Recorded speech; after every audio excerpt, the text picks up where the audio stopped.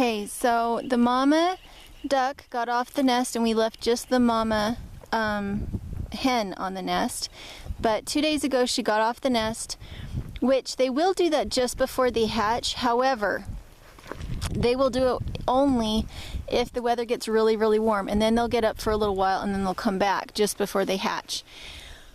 What she did is she got up off the nest really early in the morning while it was still cold and never got back on the nest.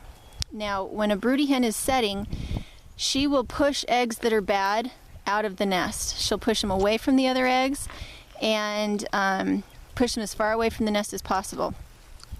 When she actually got up off the nest and left, that was either she's a really bad setter, she heard ducks in it and thought, oh, this isn't right, and got up and left, or all the eggs in it were bad. And that was a possibility. We heard them. And this was a possibility in this batch because we had a new drake. We didn't know if they had had a chance to mate yet. We'd had them for a few weeks, but the mom duck started laying a new batch within 24 hours of the new drake and her getting acquainted. So Mr. Dirt floated the eggs and they all floated, which means they're bad, but I am going to crack into them anyway. I have taken them to the farthest corner of our property.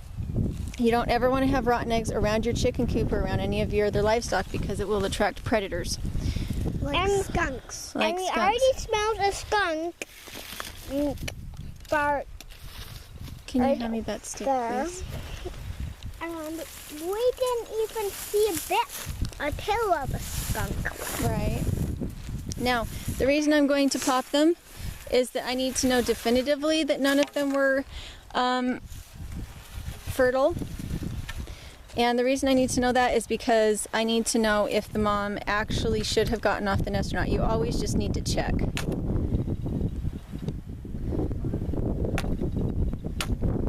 Okay, so that one was bad. Girls, I would really appreciate it if you could walk away behind me. Thank you.